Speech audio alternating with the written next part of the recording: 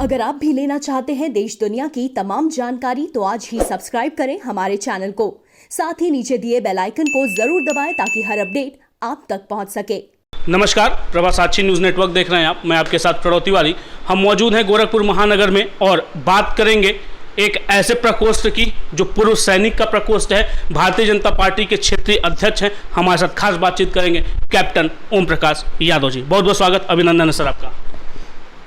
मैं कैप्टन ओम प्रकाश यादव, संयोजक भारतीय जनता पार्टी क्षेत्रीय सैनिक प्रकोष्ठ। जी सर, शुरुआत सर करता हूं, राजनीति की तरफ नहीं जाते हैं। शुरुआत हम करते हैं वो कारगिल विजय दिवस की जो भारतवर्ष अभी मनाया है। चूँकि आप कारगिल की जो लड़ाई हुई थी, कारगिल का जो वार हुआ था, प्रत्यक्ष या अप्रत्यक्ष हर तरीके से आप भी उसका एक हिस्सा थे। सर कैसा लगा था जब सबसे पहले कारगिल लड़ाई छिड़ी और आप चूंकि सिग्नल और टेलीकॉम की कमान संभाले हुए थे, उसमें किस तरीके से आपने अपना कर्तव्य बखूबी निभाया कारगिल में? देखिए, जो कारगिल की वार शुरू हुआ था, इसमें दुश्मन के बहुत खराब मंसूबे थे। दुश्मन पहले से बहुत तैयारी किया हुआ था और उस समय क्या होता है कि जब हमारा समझौता होता है कि सर्दियों में हम डाउन हो जाते हैं और दुश्मन देश भी डाउन हो जाता है, लेकिन दुश्मन देश का मंसूबा ख़राब था, वो डाउन नहीं हुआ, हम लोग डाउन हो गए और हमारे जगह पर आकर के वो काबिज हो गए। जो हमारी कारगिल रोड है, उस रोड के ऊपर तक कब्जा करना चाहता था। जब हम लोगों को पता चला कि दुश्मन का जो मंसूबा जो था, जब पता चला तो हमारी जो सेनाएँ अलर्ट हुई और हम लोग जगह जगह पर पहुँच करके अपने जिस तरीके से अपनी कार्रवाई शुरू किया। चूँकि हम कम्युनिकेशन साइड से थे, सिग्नल कोर ऑफ सिग्नल से थे, तो हम लोग को अपना कम्युनिकेशन पे जो जोर था, हमने जो भी कम्युनिकेशन प्रोवाइड करना था, अपने हिसाब से हम लोगों ने कम्युनिकेशन प्रोवाइड किया।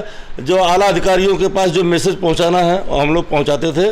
और जो भी टेक्निकल इक्विपमेंट, मेंटेनेंस, जनरेटर, हम लोग अपने खाने के बारे में नहीं सोचते थे, लेकिन क्या है कि इक्विपमेंट किस तरह से चलेगा, जनरेटर किस तरह से चलेगा, हम लोग अपने खाना पानी की व्यवस्था नहीं करते थे, लेकिन डीजल के लिए, पेट्रोल के लिए 1-1 किलोमीटर 2-2 किलोमीटर तक छुप छुप करके दुश्मनों से लेकर आते थे और जनरेटर चलाते थे और अपना कम्युनिकेशन देते थे हम लोग। बिल्कुल। तो सर एक ऐसा क्षण भी आया था जब हम कारगिल फतह कर लिए थे, तब की स्थिति के बारे में बताइए। उन तमाम जवानों की तरफ से मैं आपसे के माध्यम से जानना चाहता हूँ, जब आप लोगों ने कारगिल फतह कर लिया तब की आप लोगों के मन की स्थिति क्या थी? जब हम लोगों ने कारगिल फतह किया था तो खुशी तो बहुत हुई थी, लेकिन क्या कि हमारे जवानों का काफ़ी कैजुअलिटी, हमारे जवान भी बहुत शहीद हुए थे, लेकिन हम उसको ध्यान न देते हुए हमने दुश्मन के ऊपर फतह करने का हमने इरादा पक्का कर लिया था। क्योंकि हमने भारत माता के जो आंचल की रक्षा करना हमारी जिम्मेवारी थी। हम सेना में इसलिए होते हैं, हम लोग कसम खाते हैं जल थल वायु में जो है हम देश के लिए कभी भी काम आएंगे। तो हमने अपने जो भी शहीद हुए साथियों को दुख तो था, लेकिन इसको परवाह न करते हुए दुश्मन के क्षेत्र में कब्जा करके और अपना झंडा फहराया हम लोग टाइगर हिल के ऊपर में। जब टाइगर हिल पर झंडा फहराए और दुश्मन का जो है कमज़ोर हुआ, दुश्मन पर हमला करके बिल्कुल नीचे उतार दिए, जितना बचे थे उनको मार दिए। और मारने के बाद में फिर हम लोगों ने फिर धीरे धीरे अपना इकट्ठा होना शुरू हुए और अपना खुशियाँ मनाएं। बिल्कुल। सर अब थोड़ी सी राजनीति की बात कर लेते हैं, क्योंकि भारतीय जनता पार्टी की तरफ से बड़ा दायित्व आपको दिया गया है। आप क्षेत्रीय अध्यक्ष चुने गए हैं, क्षेत्रीय संयोजक चुने गए हैं पूर्व सैनिक प्रकोष्ठ के। सर ये दायित्व जो मिला है उसको आप भारतीय जनता पार्टी की तरफ से क्या क्या कार्रवाई करवाने के लिए मिला गया, आपको दिया गया है? किन किन कामों के लिए इस प्रकोष्ठ की संरचना की गई है या गठन किया गया, इसमें क्या क्या सारे चीज होते हैं?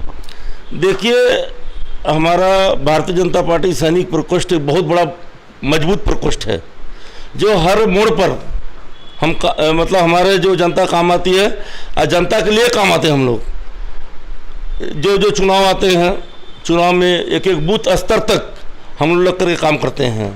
जो कि जब से हम सैनिक प्रकोष्ठ के महानगर के भी उत्तराधिकारी थे, मिला था उत्तराधिकार, हम लोगों ने एक एक बूथ पर जाकर जो सी ग्रेड बूथ थे उनको ए ग्रेड में कन्वर्ट करा दिया हम लोगों ने।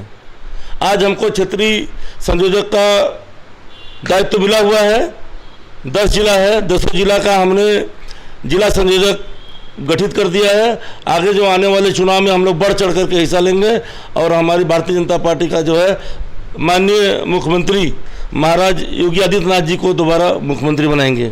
बिल्कुल, यानी कि विधानसभा 2022 जो है वो पूर्व सैनिकों के लिए भी उतना ही अहम है जितना हमारे भारतीय जनता पार्टी और तमाम जितने भी पॉलिटिकल पार्टी है उनके लिए है। सर, एक चीज़ और मैं आपसे जानना चाहता हूं, चूंकि आपकी जो भर्ती हुई थी, आपका जो रिक्रूटमेंट हुआ था, आप एज ए बॉक्सर और स्पोर्ट्स कोटे से आपकी भर्ती हुई थी। अभी फिलहाल ओलंपिक चल रहा है, एक निराशा आई मैरी कॉम के रूप में कि हमें वो मेडल की एक उम्मीद थी, नहीं आई। लेकिन अभी बहुत सारे खिलाड़ी हैं जो अपना बढ़िया खेल दिखा रहे हैं और तरीके के जो गेम है उसमें भी बढ़िया कर रहे हैं। महिला हमारी जो हॉकी टीम है वो सेमीफाइनल के लिए क्वालिफाई कर गई है। चूँकि आप एक स्पोर्ट्स पर्सन हैं, उस लिहाजे से मैं चाहता हूँ कि हमारे तमाम जो ओलंपिक में इसमें प्रतिभाग कर रहे हैं उनको आपका कोई खास संदेश। देखिए, अभी जो ओलंपिक में हमारे जो बच्चों लोगों ने भाग लिए हैं, बहुत अच्छा अपना दिखाया है प्रतिभा, और ख़ास करके हमारे बच्चियां बहुत ज़्यादा बढ़ चढ़ के भाग लिया है। जो हमारे युवा हैं उनसे सीख लेने की ज़रूरत है। आने वाले समय में अगले ओलंपिक में इससे भी ज़्यादा तैयारी करके हम उससे और बढ़ चढ़ के भाग लेंगे। बिल्कुल। सर, एक और प्रश्न, चूँकि चर्चा का एक हिस्सा है तो मैं सोचता हूँ कि एक प्रश्न और कर लिया जाए। पार्टी जो है इतनी दायित्व देती है, आप लगातार ज़मीनी स्तर पे भी उतर के इस तरह के कार्य करते हैं। खेल हो चाहे राजनीति हो, हर जगह हमारा जवान जो है उसको आगे कर दिया जाता है। क्या जितनी सुख सुविधाएं दी जा रही हैं या अभी और भी बहुत सारी चीज़ें देखने में मिलता है कि हमारे जवानों को नहीं दिया जा रहा है, कहीं ना कहीं जवान परेशान होते हैं, जवानों को उचित व्यवस्था मिले, ऐसी हम भी कामना करते हैं। जो जवान अभी बहुत सारे ऐसे लड़के हैं जो तैयारी कर रहे हैं, उनके लिए आप क्या विशेष संदेश देना चाहते हैं कि उनको निर्भीक रहना है और जो भी सुख सुविधाएं दी जा रही हैं वो पर्याप्त हैं और भारत माता की रक्षा के लिए वो आगे हैं? देखिए, भारतीय सेना वर्ल्ड के अंदर भी मानी हुई सेना है।